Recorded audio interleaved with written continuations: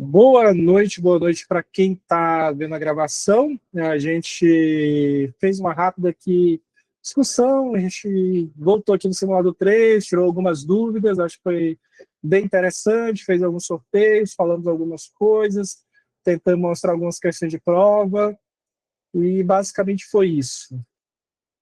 Eu realmente não sei se alguém vai ver essa gravação. Não, teve umas pessoas lá que falaram que iam ver, porque hoje é sexta, amanhã é sábado, pô. Você tem que ver isso aqui no máximo até meio-dia. Depois disso é descansar, filho, dormir e tal. Se você está vendo isso no sábado à noite, não. Só se você não for fazer realmente a FUVEST. Aí sim, não, estou estudando aqui porque eu estou meio que treinando quando eu passar para a segunda fase. Mas se você passou para a segunda fase e domingo vai fazer FUVEST, não, vai descansar. Se for sábado aqui à noite, passou das 16, não faça isso não. Feche. É o momento de você fechar o vídeo. Fechou o vídeo? Beleza. Se ainda está aqui, é sinal que você ainda não deu 16 horas. Mas se você é teimoso, tudo bem. Bora lá, simulado 04. Todo mundo está enxergando bem? Aqui, deixa eu ver se dá um zoom. Deixa eu botar 200 aqui.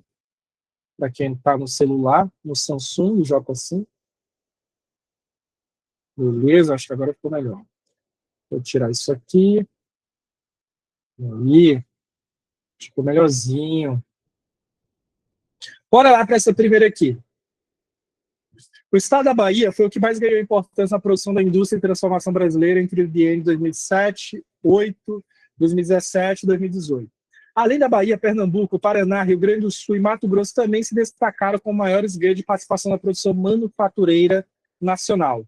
Mato Grosso está crescendo muito, Centro-Oeste está crescendo muito, isso com soja. Mas aqui a gente está falando de indústria de transformação. Mas se for passar para soja, para gado, cara, São Paulo já era. Só que São Paulo ainda tem uma grana. Isso por conta da indústria. A indústria está em cima.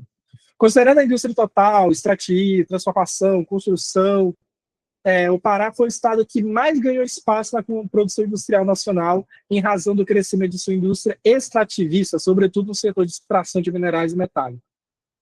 Beleza. A concentração industrial nas regiões Sudeste e Sul é tamanha que se torna necessário enfrentar o mais rápido possível certa reorganização. De fato, a hiperconcentração e as desigualdades geradas pelo sistema terminam por resultar em deseconomias de aglomeração, ou seja, bloqueios.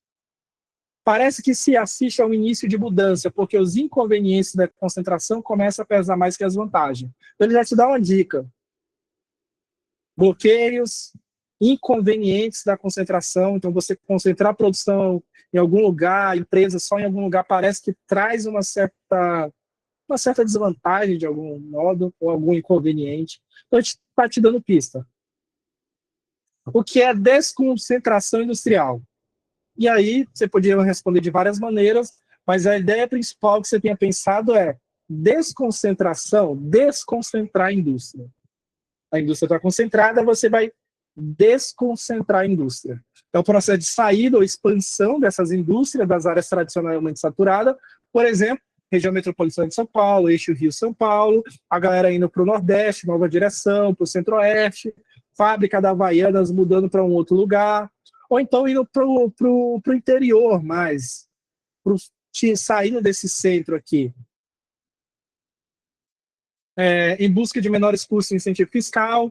Incentivo fiscal tem cidades do Nordeste, cidades em outros lugares do sul do país oferecendo incentivo fiscal. O que é incentivo fiscal? É assim, você paga um tributo, você tem que pagar lá várias coisas para o governo, para o estado, para a cidade, no caso, ou para o estado. E aí a cidade, o estado abre mão de algumas coisas. Ou aqui, toma essa área para você produzir, você tem que trazer tantos trabalhadores para cá. Então, um certo incentivo fiscal. E aí isso faz com que reduzisse a participação do Sudeste no PIB, por exemplo, da indústria. Alguém perguntou, essas questões me geram séria dúvida, não sabia que termo usar, vários exemplos. Aí você tem que explicar o que é desconcentração industrial. O que é tal coisa? Às vezes você não sabe explicar direitinho, mas você vai tentar usar exemplos, vai tentar ganhar ali a pessoa que vai corrigir.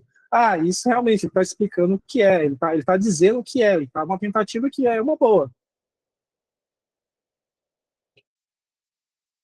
Você só não pode tacar o exemplo aqui, assim, do nada. O que é desconcentração industrial? É o que acontece em São Paulo atualmente. Pô, aí, tá, beleza. Acontece muita coisa em São Paulo. Acontece cachorro quente com purê de batata. Acontece muita coisa estranha em São Paulo. Mas aí você tinha que explicar, mobilizar isso de alguma forma. Só jogar aqui, não. O que é deseconomia de aglomeração? E aí já é outra coisa.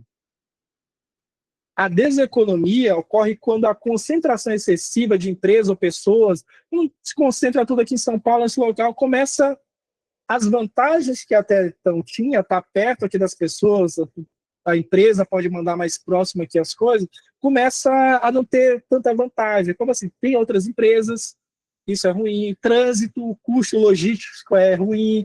O terreno começa a ficar muito caro. Pô, várias empresas, sei lá, de fabricação de calçado estão vindo para cá. O aluguel aqui começa a ficar muito caro. Pô, e aí é o que eles chamam de deseconomia de aglomeração. Deseconomia, aglomeração. As palavras começam a fazer sentido. Então, isso tudo, imposto, autopoluição, sindicato forte, para eles não ser um problema, porque várias empresas estão ali. No ABC Paulista, por exemplo, várias empresas ali que da galera da automobilística estão ali, estão todo mundo junto, ficam mais forte, para as empresas começam a ficar ruim, começa a ficar muito caro. Então, basicamente é isso. E aí a melhor forma de explicar essas coisas é dando exemplo. Só que você não pode jogar o exemplo sozinho, você tem que tentar. Isso acontece por conta disso. Por exemplo, empresa no centro de São Paulo e tal, do mesmo ramo. E aí você vai explicando dessa forma, sem jogar o exemplo sozinho, mas tentando mobilizar para dar resposta. Identifique o nome dado ao processo de perda de participação da indústria na economia de um país e explique. Identificar o quê? O nome dado ao quê? A um processo de perda de participação. Então, você tem que estar lendo e tem que estar relendo a sua cabeça. Então, está perdendo a participação na indústria, ou seja, não está participando tanto assim. Meio que você vai explicando para você a pergunta. Tá, ele não está mais participando tanto na economia de país. O que está acontecendo? A indústria não está. Beleza. Isso é desindustrialização. Desindustrialização. Indústria, industrialização, desindustrialização está diminuindo a indústria. É a perda de participação da indústria no PIB. Basicamente seria isso, desindustrialização, que é a perda de participação da indústria e transformação da indústria no PIB do país, na geração de emprego. A diminuição das indústrias no país, alguma coisa assim. Tem que estar no mesmo sentido. Basicamente, não precisa estar especificamente como eu coloquei, ou como eu escrevi, ou como você viu o cursinho fazendo, mas a ideia geral tem que estar ali. Aqui estaria errado se você colocasse assim, identifica o nome da praça de perda de participação da indústria. Industrialização. Porra, industrialização? Não, está errado. Identifique o nome do processo de perda, empobrecimento da indústria. Está errado. Isso não faz nem sentido.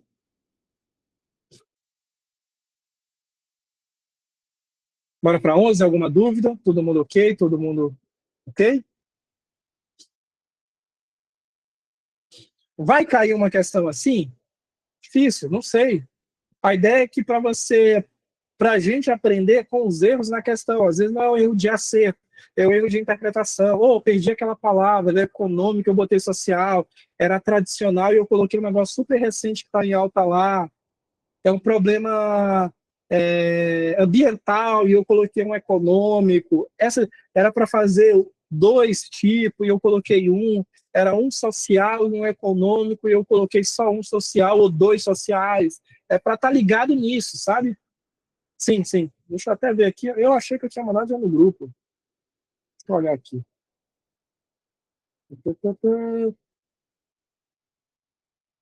Sem luz ainda, Augusto.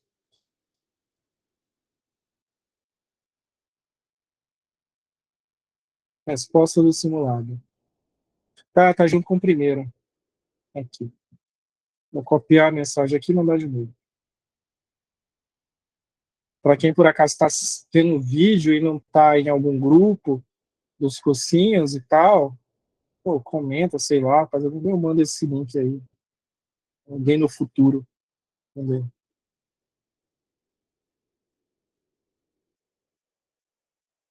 Beleza.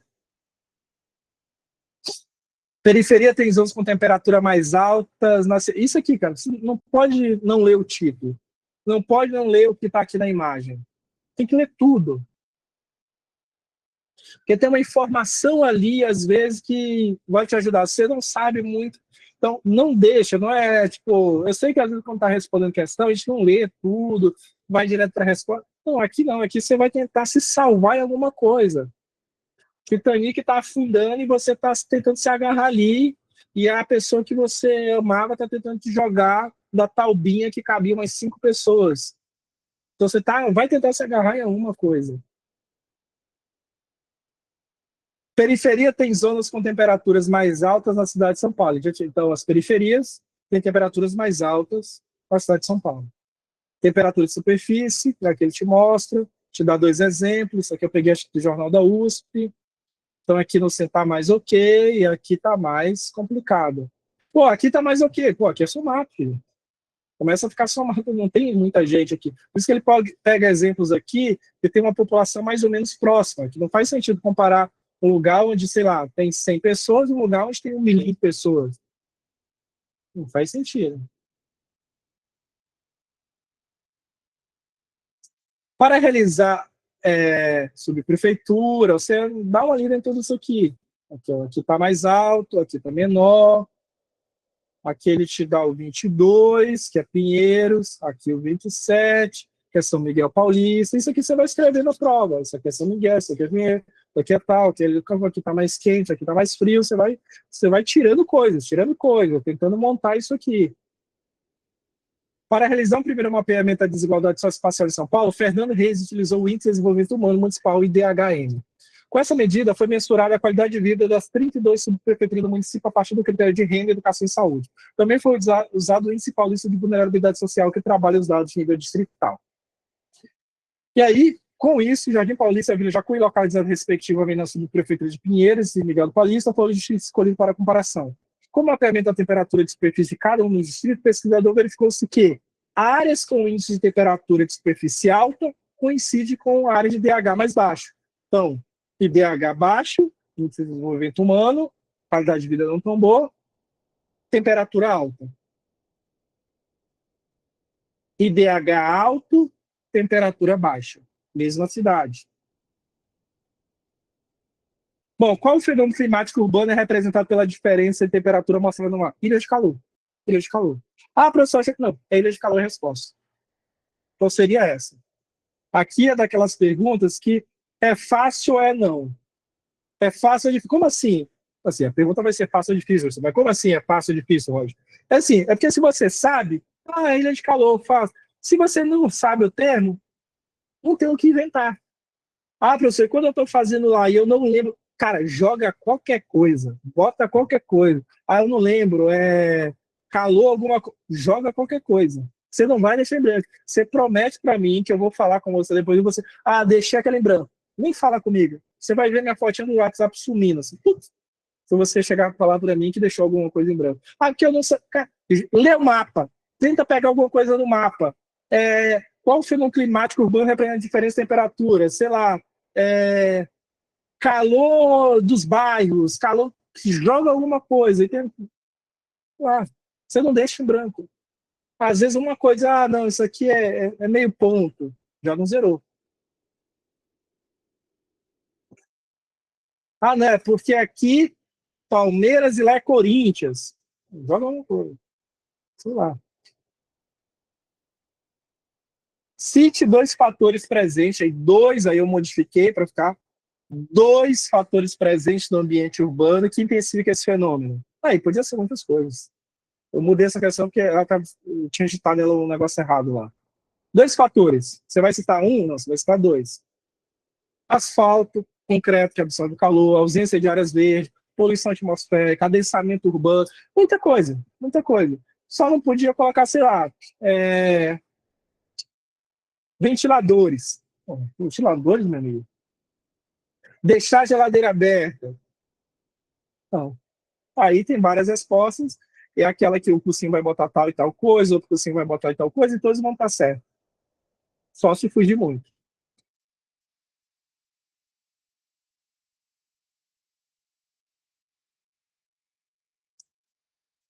Relaciona esse fenômeno à segregação socioespacial nas grandes metrópoles. Às vezes o problema é de leitura. Às vezes o problema é de leitura.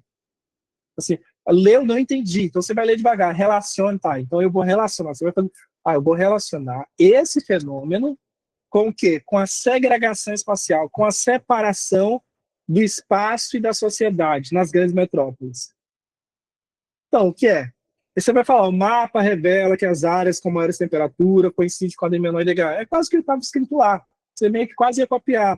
Os bairros nobres, como jardins, possuem maior vegetação e temperatura, né, evidenciando uma injustiça climática ou desigualdade ambiental, ou qualquer coisa desse tipo.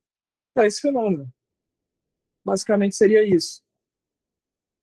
Você ia ler ali e ia tentar explicar. Qual é a resposta certa? A resposta certa é que vai nesse caminho. Qualquer coisa para além disso está fora. Racismo ambiental, você podia ter colocado. Não, estaria certo. Ele iria aceitar. Geopolítica da África.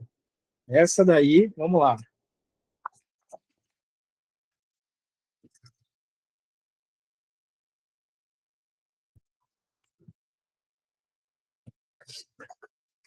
Geopolítica da África. Nunca vi. Roger está inventando questão. Eu inventei todas as questões.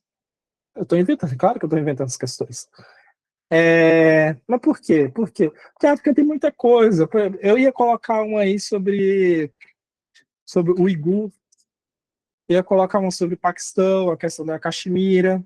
Você pensa, vou colocar esse negócio sobre África aqui, nunca ouvi falar, estava lendo alguma coisa, Sahel. Mas é para treinar, para ver, essa questão você responder. Olha o mapa, tenta tirar alguma coisa, essa é a região do Sahel e tal, pensar país no Sahel incluído no relatório de terrorismo global. Tá, então terrorismo global, região. Então, é a região do Sahel que tem um alto índice de terrorismo global. Era isso. Sei lá, alguma coisa assim. Tentava jogar alguma coisa. A região concentra mais da metade das mortes pelo terror no mundo, epicentro do terrorismo global. As coisas que te ajudam. Então, você vai ler tudo, até a data, tudo, de onde é que está vindo, o mapa, 500 quilômetros, beleza, Camarão, Nigéria, Guiné. Você tem que ler tudo. Você conseguia tirar uma resposta. Atualmente, há mais de 200 mil refugiados malianos na Mauritânia, 130 mil no Níger e quase 40 mil em Burkina Faso, além de 50 mil que fugiram para a Argélia, mas não têm acesso a procedimento de asilo. Ao mesmo tempo, Mali abriga 94 mil refugiados, principalmente Burkina Faso, Níger e Mauritânia, enquanto lida com mais de 354 mil pessoas deslocadas internamente. E aí vem aqui, apesar da insegurança e da crescente pressão sobre a comunidade locais, os países vizinhos na região do Sahel devem ser elogiados por manterem suas fronteiras abertas para refugiados. Então a Acnur aqui fala, parabéns, a galera está sofrendo, mas pelo menos vocês estão aguentando elas aí, vocês não estão deixando elas sair daí, basicamente é isso. É isso que está falando aqui. Isso já caiu alguma vez? Já. Vamos aqui. Turismo, questão vestibular.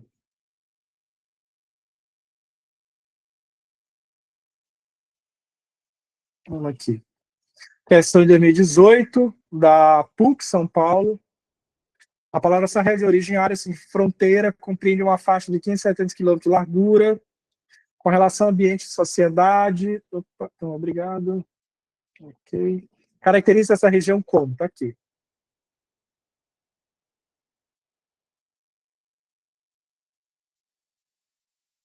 Solo fértil? Solo fértil. Clima desértico, sem fértil. Graças a não. A gente já quer falar sobre terrorismo. Beleza. Vamos aqui em outra. Santa Casa desse ano. Acho que eu nem tinha visto essa questão ainda. Analisa o mapa que apresenta grupos jihadistas atualmente na região do Sahel, que é o Defensor do Islã, o Boko Haram, o Estado Islâmico, no Grande Saara, o Jenin, alguma coisa assim. A presença desses grupos evidencia que os países do Sahel têm sofrido a violência de extremismo islâmico. Aqui tem uma explicação, é sempre bom dar uma olhada nas explicações. Bora aqui o Nesp 2021.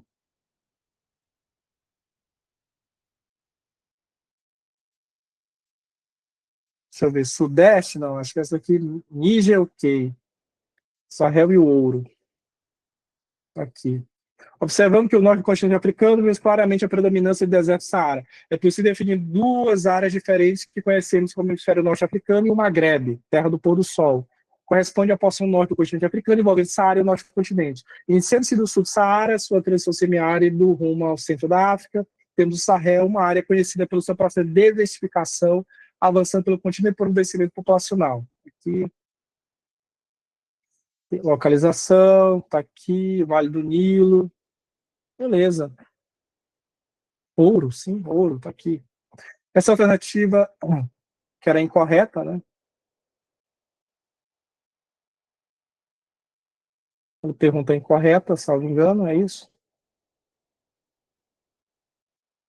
Essa resposta aqui está errada. Aqui é correta, não pode ser incorreta.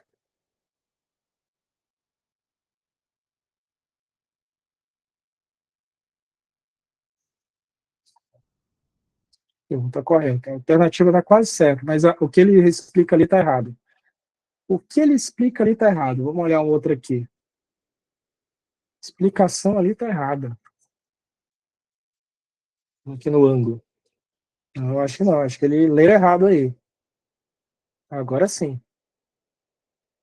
A região que tem atraído a atenção de populações africanas e o minério explorado corresponde a... Agora sim. Sahel é ouro, essa é certa. O texto destaca o país que fazem parte do Sahel. Sim, tem ouro. Não, essa é. Por isso que tem esses vários grupos terroristas aí, com vários interesses minerários, e fora alguns países, como a França também. O texto destaca países que fazem parte do Sahel, região africana, que engloba a faixa de... Não é só deserto, não é só areia assim o tempo todo. Engloba a faixa do clima semiárido que contorna o sul da Saara. Você tem ali o deserto, a areia, mas você tem áreas ali que parece, sei lá, semiárido nordestino, a caatinga, sem ser com aquela vegetação e tal. Você tem só uma faixa ali, entendeu? A faixa do deserto que passa ali. Não é totalmente areia todo o norte da África. Tem parte ali com areia, tem parte que não tem. Esse território estende ao leste e oeste do continente, atravessa vários países, Sudão, Mali, Chad, Níger, Mauritânia.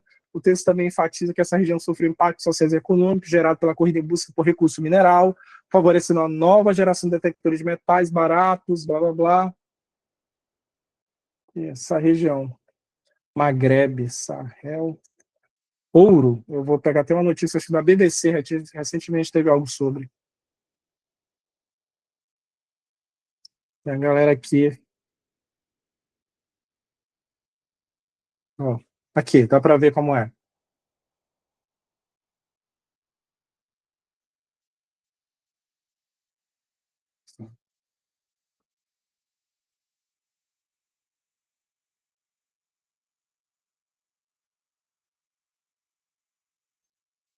Ó, o ouro que financia a guerra na África.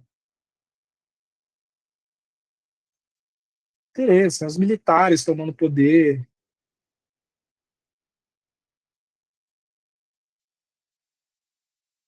empresas minerárias. Vamos olhar isso aqui. Sim, sim, não é só poder por uma faixa de. Não, tem várias motivações. Tem as motivações religiosas, mas tem a questão de controle, de extrativício e tal, de empresa, dinheiro, poder. É uma relação maluca. Países do Sahel exigem dinheiro de empresas minerárias para combater o terrorismo. Então me pague aí que eu combato o terrorismo.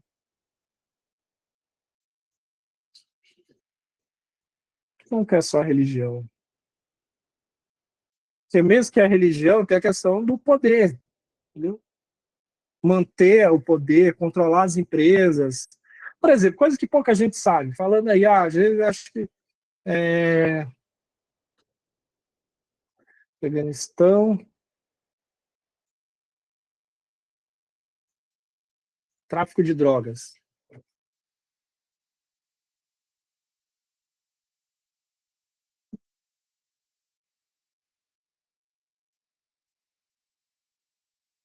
De que data é? 3, né? Tá bom. Fuzis em campo de papoula por dentro da guerra às drogas do Talibã no Afeganistão. Com fuzis AK-47 pendurados sobre os ombros esquerdo, um grande bastão na mão direita, a Lula atinge o bulbo de papoula com as forças. Questão de minutos, aqui tem o interesse das drogas. Em 2022, o líder supremo Talibã, aí não sei como fala o nome, ele decretou que o cultivo de papoula, da qual extrai do ópio, o principal ingrediente da heroína, fosse rigorosamente proibido. Qualquer pessoa que violasse a proibição teria seu campo destruído, sofreria pena de acordo com a lei da Sharia. O Afeganistão costumava produzir mais de 80% do ópio do planeta.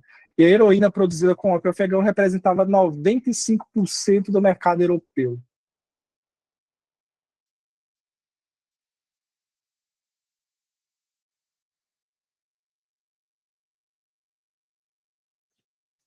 Tá aqui, papapá. Um agricultor triste, proibição do cultivo, fome e sustento da família. Então, essa é uma questão complexa, porque proíbe. As famílias dependiam disso. E aí? Papoula, trigo, queda do cultivo de papoula, aumenta outras coisas. Sabem que as pessoas estão muito pobres que estão sofrendo, mas os danos do ópio superam seus benefícios, afirma ele. 4 milhões das pessoas de uma população de 37 milhões sofrem com a dependência de droga. É um grande número. Consequências para o consumo. Beleza. Complicado. Então as coisas são bem mais complicadas aí. Beleza, voltando, vamos lá. Defina cinturão do golpe. Pasta de país africano, principalmente no Sahel, marcada por sucessivos golpes militares. Esse país aqui, todo dia um golpe militar, todo dia um golpe. Ah, só por tomar o poder? Não, tem o poder, tem o que vem com ele. Controle de algumas empresas, cobrar uma grana das empresas que retiram o minério aí nessa região. Tem a questão religiosa, mas tem várias coisas envolvidas. Explique o que é externalização de fronteiras e relacione com a região do Sahel. Isso é um bagulho muito interessante, assim. Aí você ia ler externalizar a fronteira, então jogar a fronteira para fora. Basicamente, o que é? É a política que a Europa adota de joga um dinheiro aí nos países e fala assim, pô, não deixa essa galera vir para cá, não, pelo amor de Deus. Controla essa galera aí, deixa ela aí, tá sofrendo, sei lá, estão passando fome, tem terrorismo, muita gente morrendo, mas os países em volta aí tentam segurar essa galera. Então, minha fronteira já não fica aqui, na Europa, fica lá no continente africano. Então, externalizar a fronteira é jogar a fronteira para lá. A política pela qual a Europa transfere o controle migratório para outro país. Ah, isso aqui, por exemplo, vamos olhar aqui, pegando isso aqui, pesquisar isso aqui. Ó.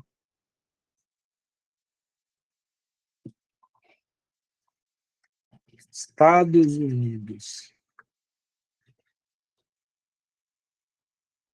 A externalização de fronteiras é uma estratégia de transferir controle migratório para país terceiro, como, por exemplo, o México e a América Central.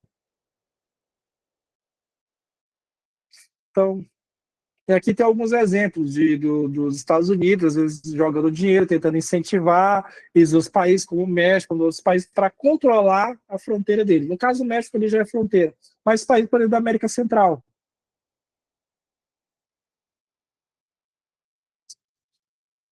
Então, esse é um exemplo. Aqui, o termo aqui que esse artigo usa é fronteira expandida.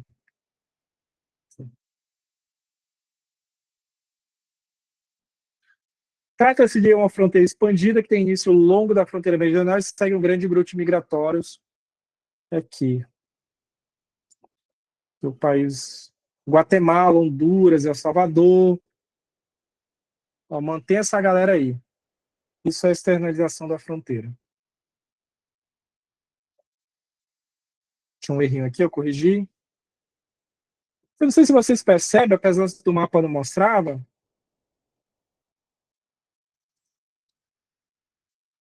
Vou pegar um mapa aqui para vocês.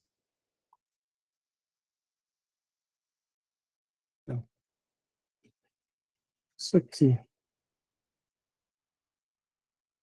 Então, se colocar esses termos, aí você vai ler e reler, vai falar, vai tentar. Externalização, tá? Externalizar. Fronteira. Você quer fronteira, tá jogando para fora. Você vai tentar puxar alguma coisa. Você precisa explicar do mesmo jeito que eu tô falando. Você vai tentar explicar de alguma forma. O problema é se apegar da resposta bonitinha, certo do jeito. Não, cara, às vezes ali é abraçar com o que tem. É não ter medo de jogar qualquer besteira. Mas que tenha relação ali, pelo menos, com a palavra, que às vezes você acaba acertando. As perigosas rotas de migração de entrada na Europa. Então, aí, se você pensa, daqui, Níger e tal, Sahel, beleza. E aqui essas rotas de migração. Aquelas imagens lá da galera no barquinho, precário, sabe? Vendo aqui, para tentar passar por aqui, tentar sair dessa pontinha aí para Sicília e ir em barcos totalmente precários. Anualmente, milhares de pessoas, e muitas delas fugindo do conflito na África e no Oriente Médio, arriscam suas vidas cruzando o deserto do Saara e o mar Mediterrâneo em veículos e barcos precários para chegar na Europa. Deixa eu ver se tem alguma imagem. Lembrar que grande parte, na verdade, do movimento populacional é dentro do próprio continente. A maioria não vão para outro país, que é muito mais fácil, melhor também você ir para o país vizinho, às vezes que tem o mesmo idioma, ou que é próximo, do que você se desbandar para a Europa. Não é a maioria da galera ali que sai dos conflitos e vão para a Europa, não, não. É a minoria. A maioria fica dentro do próprio continente, tenta ir para algum lugar. É muito mais fácil que você tentar atravessar tudo isso e ir para a Europa. A minoria vão para a Europa.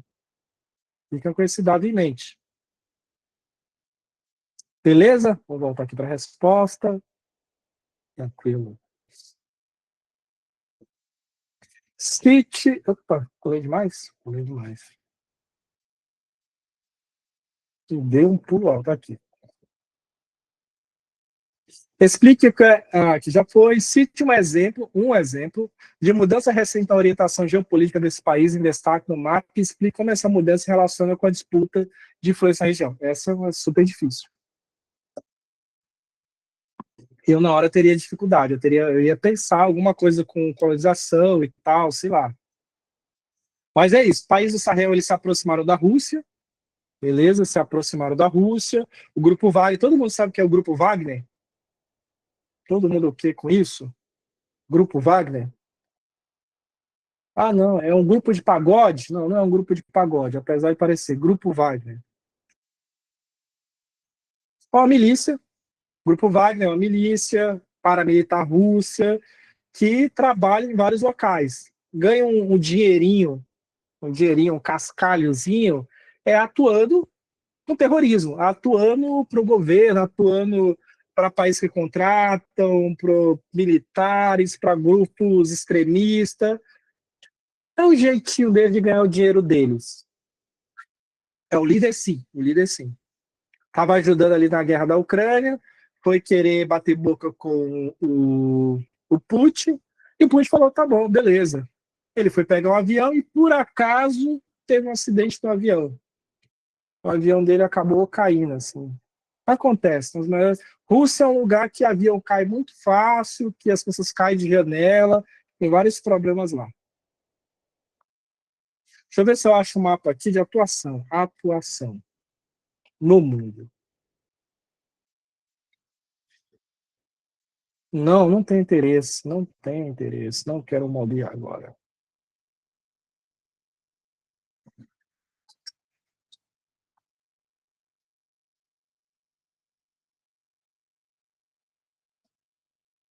Ah, tem esse mapinha legal. É, para quem paga mais. Quem paga dinheiro.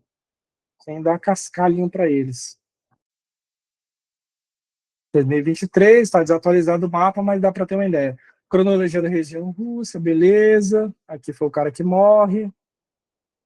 O líder deles aqui, regiões. Isso em 2019, é. Rússia, Ucrânia, no caso. Ah, lá daquela questão, vou voltar lá. Líbia, Mali, República Centro-Africana, Sudão, e alguns conflitos aqui. Então, ele está muito presente nessa região. Moçambique também. Está presente em várias regiões. É contrata. Dá para contratar. Paga um dia, faz um Pix e ele vem te ajudar. Voltando aqui. Vamos para a questão. Primeiro, tem um afastamento de grupo com a Europa, com a França. Colonização, historicamente, presença francesa, a galera só rouba ouro aqui, só rouba G. Cria uma certa aversão a esse grupo, a Europa, a França especificamente. Não sei se afasta da França. Bom, quem pode ajudar, mas ainda tem um poder militar? Quem tem ainda, dá para ajudar a gente a expulsar os franceses? Grupo russo. Quem pode nos ajudar agora é a Rússia, entendeu?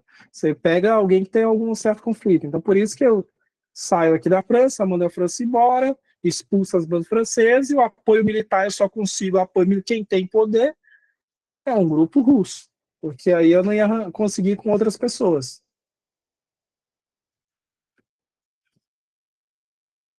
Expulsa a base francesa, relaciona-se com a disputa de influência na região. Recurso mineral, segurança, anti-imperialismo francês, anti-imperialismo como um todo, anticolonialismo. E aí eu me aproximo de outras pessoas que pelo menos têm armas e não são meus inimigos. O grupo Wagner, na América eu não, no continente, eu não sei. No Brasil acho que não. Deixa eu ver aqui. Esse mapa não mostrava. O grupo Wagner, eu não sei se eles estão na América Latina, pelo menos de alguma forma. Não, não tem operações. Não que a gente saiba. Aqui diz que tem sua operação na Venezuela, aqui em 2023.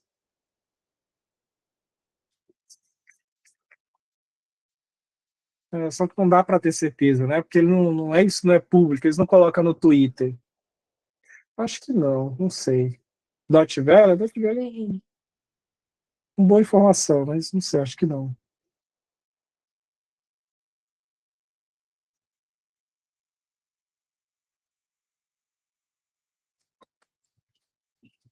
Não sei.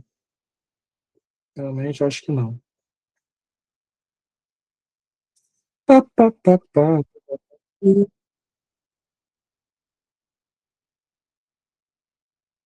Vamos para essa aqui. Beleza? Vamos lá.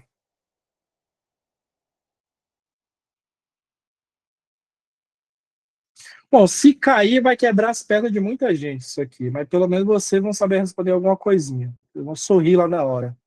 Peguei um ponto. Geopolítica e energia, fila de carro aqui, tem gasosa, entramos na era do álcool. Em 1979, posto BR em São Paulo anuncia chegar do álcool às bombas de abastecimento. Explique o que foi o pró-álcool. Por que eu botei o pró-álcool? Porque o pró-álcool é de 75. Está fazendo aniversáriozinho o programa pró-álcool. É um programa estatal de incentivo à produção de etanol de cana-de-açúcar para substituir a gasolina. O cara não está dando certo, você tem a crise do petróleo, então que é o que te pede, e identifique, não é só falar o que era o pró-álcool, mas identificar o evento que causou isso de agir presença de álcool. O Brasil dependia muito, precisava muito dos países para ter gasosa, e aí teve uma crise, que é a primeira crise do petróleo em 73, que eleva os preços, o saudita lá fala, vamos fechar a torneirinha aqui, porque não gostei do que está acontecendo, e aí, fechando a torneirinha, causa falta no mundo inteiro. Principalmente nos países que tinham uma grande dependência. O Brasil era um deles. E aí o governo militar, a galera, vamos produzir álcool, vamos dar outro jeito, vamos procurar aqui. O programa Pro Álcool ele já estava sendo pensado antes, mas isso foi estopim de falar, vamos resolver esse negócio aí. Que levou drasticamente o barril, desequilibrando a balança comercial brasileira e ameaçando o milagre, muito entre aspas, econômico brasileiro. Explique como o ProAlco alterou a dinâmica territorial do espaço agrário do estado de São Paulo durante as décadas de 70 e 80. Professor, eu não sei. Pensa lá. Programa para álcool. Cana-de-açúcar. Beleza. Cana-de-açúcar muda o espaço agrário. Ah, eu não sabia responder essa, mas você tem que tentar elaborar uma resposta com o que você tem. Cana-de-açúcar, aumentou a produção, altera alguma coisa. A galera vai produzir mais. E aí você ia tentar tirar alguma coisa. Expansão da cana-de-açúcar, substituir outros cultivos, concentração fundiária, industrialização. Primeira crise do petróleo tá bom. Eu, pelo menos, não ia lembrar que era 73. De cabeça, eu acho, década de 70. Eu provavelmente arriscaria a década de 70. Primeira crise do petróleo. O petróleo que é o grande marco aí. Então, essa expansão da cana-de-açúcar vai substituir outros cultivos. Esse é o problema. Concentração fundiária, a galera, essas usinas do interior paulista. E aí tem uma coisa interessante para se comentar sobre o nosso álcool, nosso etanol. C. Apesar da redução do uso de combustíveis fósseis, a alternativa gera críticas socioambientais persistentes. CIT explica uma dessas críticas. Aí tinha várias coisas. Monocultura, você planta, começa a plantar só cana-de-açúcar, você perde a biodiversidade, queima da palha, que vai gerar poluição, é o que mais tem aqui no interior de São Paulo. E aí uma coisa interessante é citar e explicar. Essa é a atenção que eu queria dessa alternativa. Não adianta você só falar monocultura. Beleza, e aí? Mas o que isso tem a ver? Ah, isso tem a ver que perde biodiversidade e tal, isso é ruim. Beleza, mas isso você está imaginando que a galera. Não, o cara que está lendo isso aí deve saber. Não, meu amigo, você tem que explicar. Ah, não, mas isso aqui é óbvio. Não, não é óbvio. Eu sei que às vezes é, mas você tem que escrever isso. É óbvio, talvez que a cara lá saiba, mas isso não garante que você saiba. Você pode estar só chutando palavras aleatórias. Ah, monocultura, queima de palha, beleza, mas e aí? Ah, queima de palha, que gera poluição.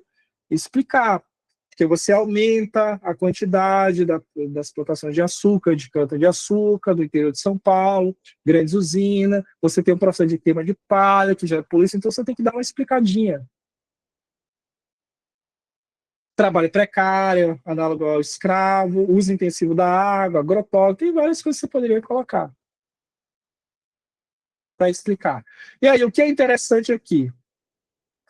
Por que nosso etanol, nosso biocombustível, agora não se usa tanto, eles não estão se usando mais, muito que estão se usando, por exemplo, amona, cadê? Etanol. Deixa eu mostrar aqui. Duas coisas para a gente falar sobre isso. Etanol,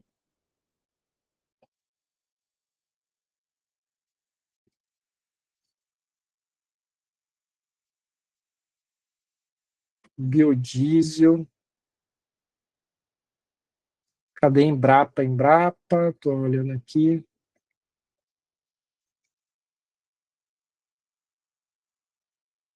Tem 6. Deixa eu ver aqui o resumo da Embrapa.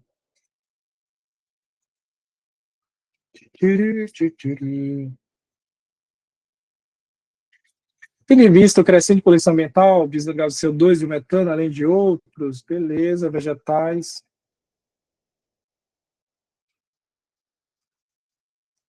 Da introdução.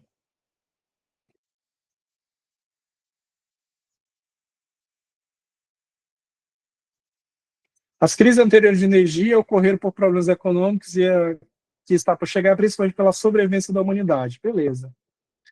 Ele vai falar sobre o uso de outras coisas além da cana-de-açúcar, como essas plantações aqui, a mamona, biocombustível.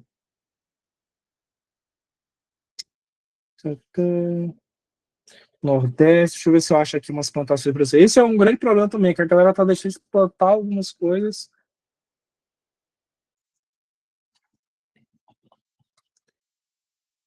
Biodiesel. Esse é um problema. Você passa em algumas regiões, pô, é só isso. É só isso.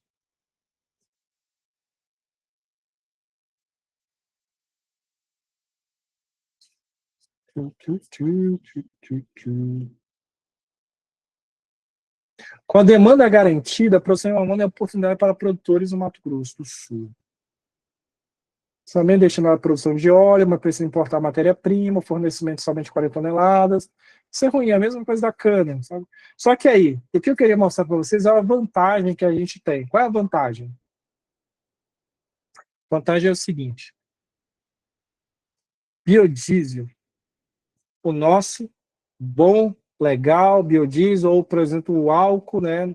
No caso da cana-de-açúcar, o biodiesel aí, o nosso, legal, porque o dos Estados Unidos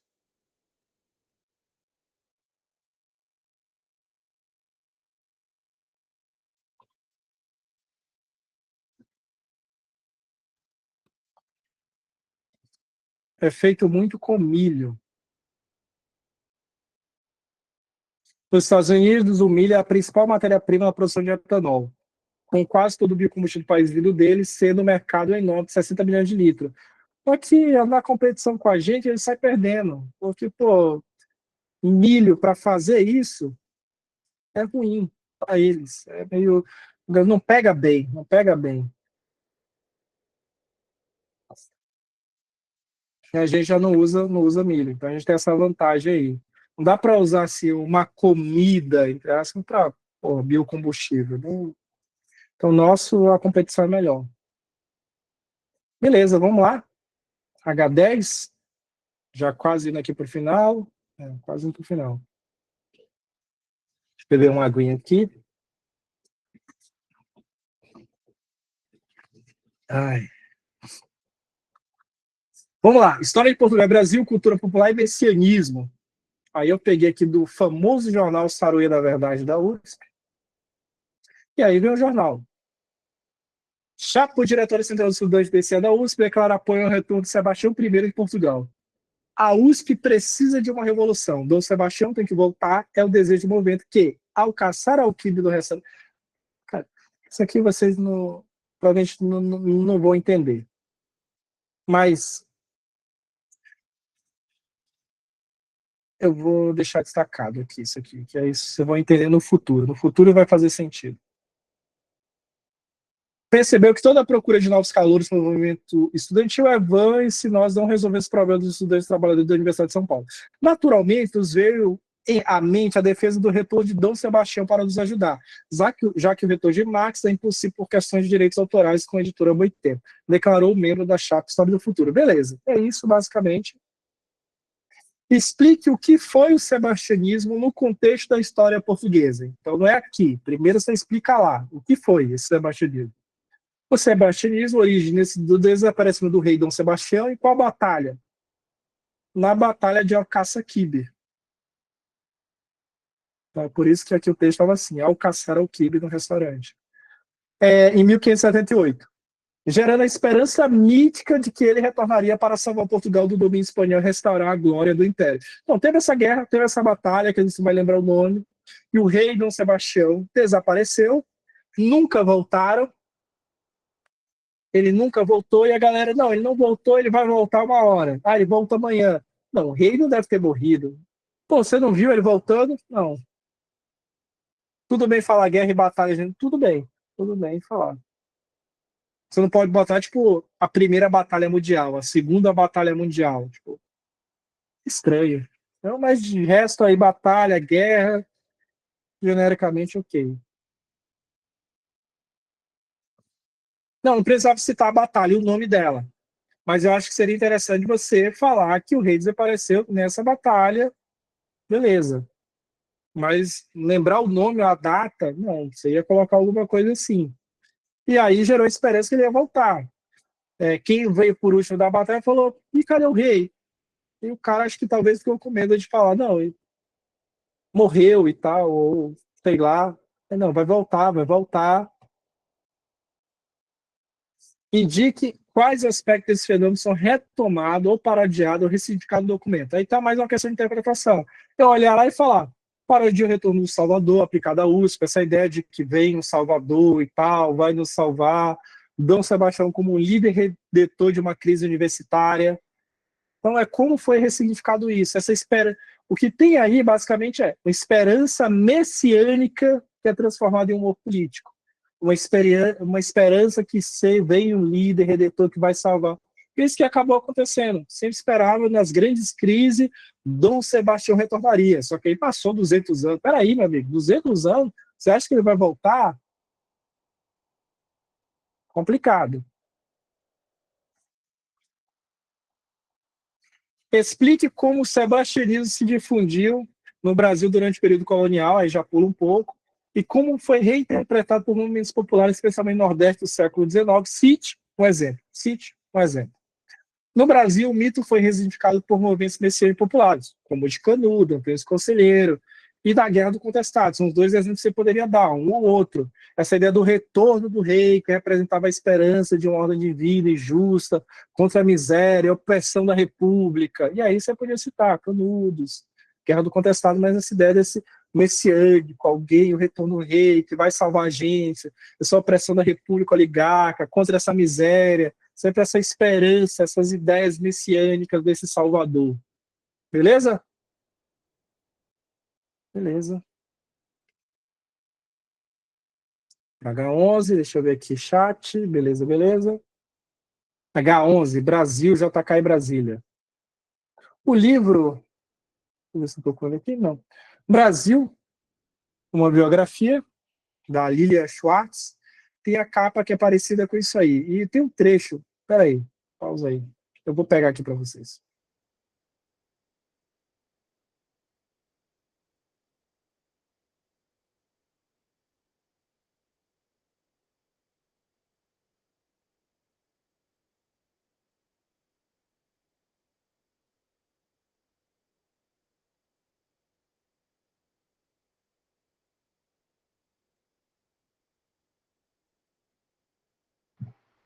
Voltei. Aqui. Seu livro. Esse livro é muito bom, muito bom. Li ele primeiro em digital e depois eu comprei o físico. A capa dele mostra a construção de Brasília. O erguimento do Palácio do Congresso Nacional foi um dos grandes desafios para os arquitetos, engenheiros e operários, dado o arrojo ineditismo da solução construtiva das cúpulas do Senado. A imagem, né, aí que está aí. Identifique o plano econômico do governo Juscelino Kubitschek, do qual a construção de Brasília estava inserida. Pô, essa daí eu acho que seria fácil. Eu acho que seria fácil. O plano de meta 55, do governo JK. A construção de Brasília, meta síntese, alguma coisa assim, 50 anos e 5, plano de meta, governo, você poderia dar uma explicada e tal, mas basicamente é isso. Só não era tão difícil, estava incluído nisso aí. Tem um vídeo de Nerdologia sobre Brasília, não sei se eu cheguei a mandar para vocês, mas ele é bem interessante, eu assisti ele recentemente. E ele dá a resposta de tudo que eu coloquei aí. Quem era majoritariamente os candangos e qual sua origem regional? Eram migrantes, majoritariamente do Nordeste, trabalhadores pobres, da construção civil de Brasília. Esse era esse grupo, que construíram Brasília. Analise a contradição entre o projeto arquitetônico modernista, do Oscar Niemeyer e do Lúcio Costa, e a realidade que ficou na capital federal. O modernismo, igualdade, integração, progresso, mas a cidade, o que foi que aconteceu? Segregação. Os trabalhadores que vieram ali para aquela construção foram para lugares precários, que formaram a cidade satélite ali. Eles não ficaram no plano piloto. O plano piloto ficou para as elites, para o grupo que poderia ficar ali. Os trabalhadores, quem construiu Brasília, não fica em Brasília. O brasiliano não vai ficar em Brasília. E aí vou mostrar para vocês. Vou ler aqui um trecho, que eu até estava tentando pesquisar aqui, marcar. Cadê?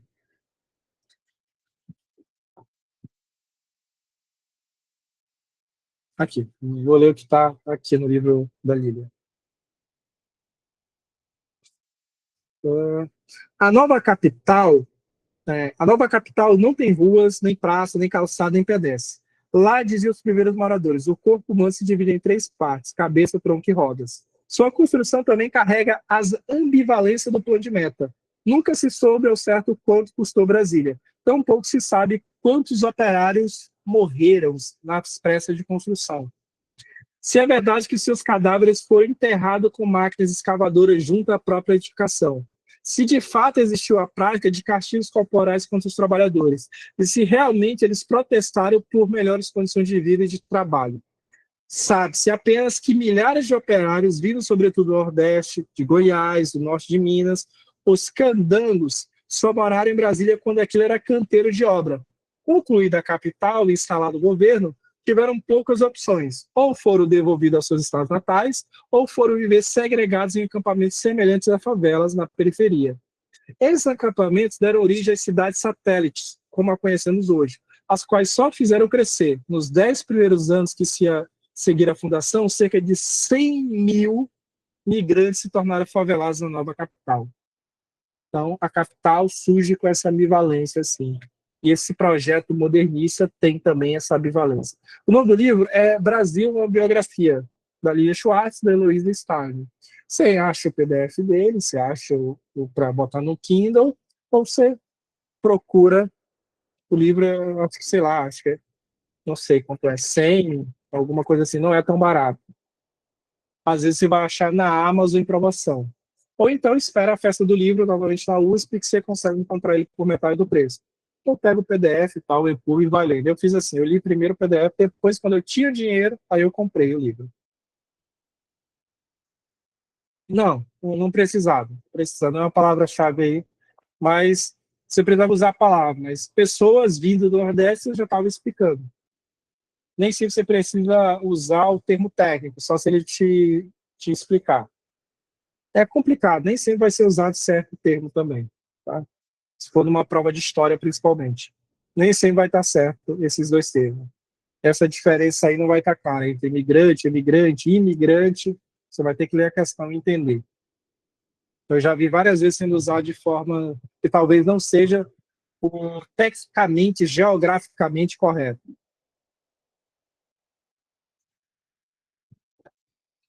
Tudo bem aqui? Tudo ok? Função de Brasília, ok? Essa ambivalência. Acho que tinha alguma coisa mais falando sobre Brasília, mas acho que eu esqueci. Deixa eu ver. Beleza, vamos para a próxima, então. Livrinho muito legal. E tem o audiolivro também. Eu posso tentar descolar para vocês o audiolivro.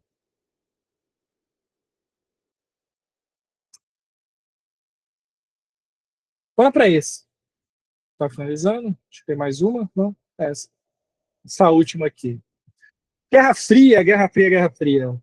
Aí vem Doutor Fantástico, Como Aprendi a Me Preocupar e Amar a Bomba, do Stanley Kubrick, de 64. Explique o que foi a Guerra Fria, fácil até aí, e cite eventos de 62 que quase levou à guerra nuclear entre os dois países. Essa talvez fosse mais difícil. Talvez você não lembrasse. O que é a Guerra Fria? Conflito ideológico entre os Estados Unidos, União Soviética, comunismo, sem enfrentamento direto, principalmente sem enfrentamento. Beleza, você podia explicar isso de várias formas. E aí o que ele está pedindo é a crise do míssil de Cuba. Todo mundo já ouviu falar da crise do míssil de Cuba? Esse foi o momento que o mundo quase foi para a chapeleta. Quase, quase, quase, quase. O mundo acabou. Do jeitinho que o emo gosta. Mundo acabando.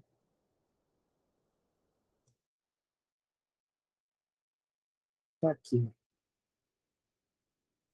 Por pouco. Só que é isso, todo mundo tem uma bomba nuclear, esse é o problema. E aí? Vai, não vai? Acaba ou não acaba? A galera ficou, morre ou não morre. Vou voltar aqui.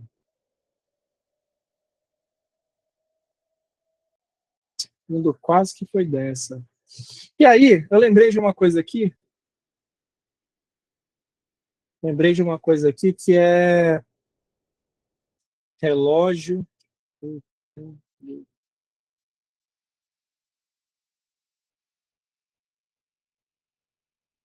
Relógio final, é isso. Domesday.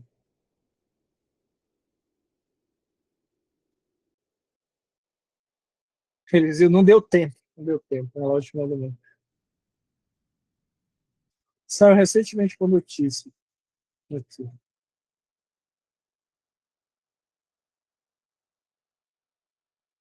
Relógio do fim do juízo final, 5 momentos que se aproximaram do mundo do apocalipse. Deixa isso aqui. Em 47, cientistas atualizaram o chamado relógio de juízo final, que tenta avaliar o quão perto a humanidade está de destruição total. Ele foi criado pelo Bully Atomic Scientists, que reuniu especialistas que ajudaram a construir a primeira bomba atômica do mundo. Originalmente, o relógio pretendia medir a ameaça nuclear, mas em 2007, os cientistas decidiram incluir as mudanças climáticas também nos cálculos. Em 53, teste nuclear na União Soviética. Deste ano, o relógio de juízo final foi ajustado para marcar 2 minutos para meia-noite. E chegar à meia-noite, acabou. 52 Estados Unidos testaram sua primeira bomba de hidrogênio. Guerra Fria, 84. Neste ano, o relógio de juízo final foi ajustado para marcar 3 minutos para meia-noite. Quando a relação dos Estados Unidos chegou a um ponto mais baixo da Guerra Fria. Em 2018, mexeram novamente esse relógio. Essa foi a primeira vez que o relógio final voltou a marcar 2 minutos, desde os testes nucleares da União Soviética. Os cientistas disseram que este era o momento mais perigoso da Segunda Guerra e apontaram para o progresso do programa nuclear da Coreia do Norte, além do aumento da tensão do Mar do Sul da China. Cara, o Mar do Sul da China tem cheirinho de que vai dar uma merda grande ali. Outro ponto importante era a mudança climática, que os especialistas alertaram que o mundo falhou em conseguir abordar esse problema. Em 2020, o relógio foi mexido para marcar 6 segundos para meia-noite, a primeira vez que ele ficou abaixo de 2 minutos. Cientistas alertaram para 2 ameaças existenciais, a guerra nuclear e a mudança climática. Em 2025, mexeram novamente esse relógio.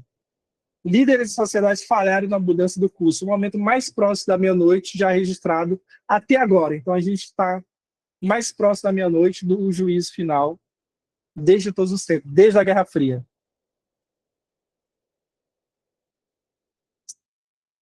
Beleza? Vamos lá. Vamos voltar aqui. Não estou vendo o chat, deixa eu dar uma olhada aqui. Tive dificuldade na letra B, vamos ver então a B. Explique. Não, já foi essa e já tem essa. Explique como a cultura e o cinema contribuíram para a crítica política e social durante a Guerra Fria. Essa daí é uma das questões que vai ter 10 cursinhos e 10 cursinhos vão dar respostas diferentes, porque você poderia mobilizar coisas diferentes. Você poderia fazer várias diferenças aí. E a crítica à política social durante a Guerra Fria, nem sempre o sentido de crítica é dizendo, pô, isso aí é ruim. Mas é no sentido reflexivo. Refletir sobre isso. Refletir politicamente, socialmente sobre essa Guerra Fria. Mas poderia ir também uma forma de crítica. Pensar em alguma coisa cultural, alguma coisa do cinema, alguma coisa, pô, isso aqui tem um certo... Aqui no caso, a cultura e o cinema serviram tanto como instrumento de propaganda ideológica quanto de contestação. No caso do Doutor Fantástico, que é o que eu estou usando aqui, mas você poderia usar qualquer outro, desde que seja relacionado a isso, o Kubrick utiliza a sátira, o humor negro, para criticar a paranoia anticomunista, a irracionalidade. O filme expõe o medo coletivo da sociedade civil diante de tecnologia capaz de extinguir a humanidade, rompendo com a narrativa heróica militar. Mas aí você poderia tentar buscar outro filme que trabalha também com esse medo nuclear, com essa morte iminente, coisa do tipo, tentar buscar alguma referência, alguma coisa. Sei que às vezes é um pouco mais difícil, mas tem uma galera que é cinéfilo aí, que tem Letterboxd, que, porra, tem aquele filme preto e branco, construído, feito no interior da Bahia, sobre o mundo sendo destruído por bombas atômicas. São várias referências. Poderia ter vindo daí. E essa é uma questão, essa alternativa interessante, que ela mobiliza não exatamente uma coisa que você aprendeu no cursinho ou aprendeu na escola, mas mobiliza teu conhecimento sobre o mundo, que às vezes a FUVEST faz um pouco sobre isso. Como você relaciona esse fato histórico com o conhecimento que você tem sobre outra coisa e como você mobiliza essas ideias para tentar escrever uma resposta. É por isso que aqui, às vezes, aceita uma cacetada de coisas, desde que você faça essa relação entre Pensar a Guerra Fria, o cinema e a cultura. Aí tem várias maneiras de chegar a isso. Ok?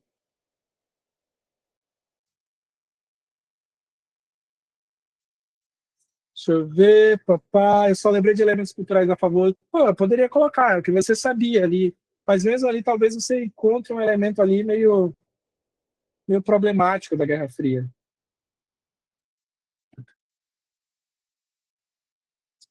Pode pá, ou seja, não necessariamente precisa citar o filme e a imagem. Não precisa, poderia conhecer a fundo, citar o diretor, o ano, mas você explicar como isso, como a cultura, como o cinema foram também essas peças fundamentais para repensar ou pensar esse conflito. Que aqui realmente não vai te pedir o nome de um filme, o nome de uma série.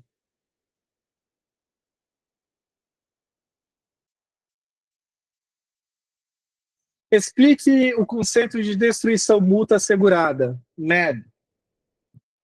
O conceito de destruição mútua assegurada é: se você acabar comigo, se você atacar, eu vou atacar também. Isso, na Bíblia a gente pede um exemplo. Sabe que é isso que a Bíblia importante. Explique como a cultura e o cinema contribuíram para a crítica política social durante a Guerra Fria. Então não te pede necessariamente um exemplo. Se você tivesse, seria bom.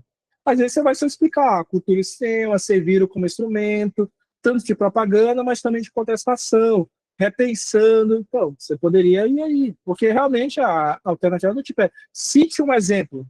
Quando ela vai querer que você cite um exemplo, ela vai te pedir: cite um exemplo. O resto vai estar lá: cite um exemplo. Mas ela aqui não está te pedindo. Às vezes, quando não tem isso, o exemplo que você vai dar, às vezes é só para ajudar você a responder. Como no caso lá do que é daquela lá de geografia, desindustrialização, deseconomia de aglomeração. Você vai usar um exemplo para tentar explicar melhor, mas não que ele te perguntou. E aqui realmente tem te pergunta.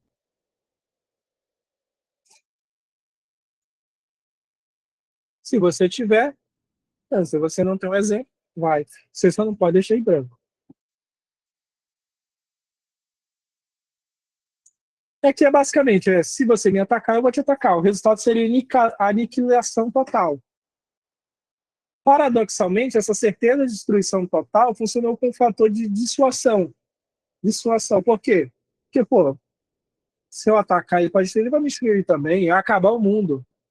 É que o equilíbrio do terror. É interessante que Matt também pode ver como louco, em inglês, né? Uma coisa assim. Loucura. Loucura é loucura. Deixa eu ver mais alguma pergunta que eu deixo na gravação.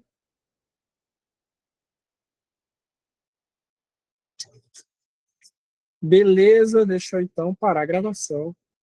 Se tiver alguma pergunta.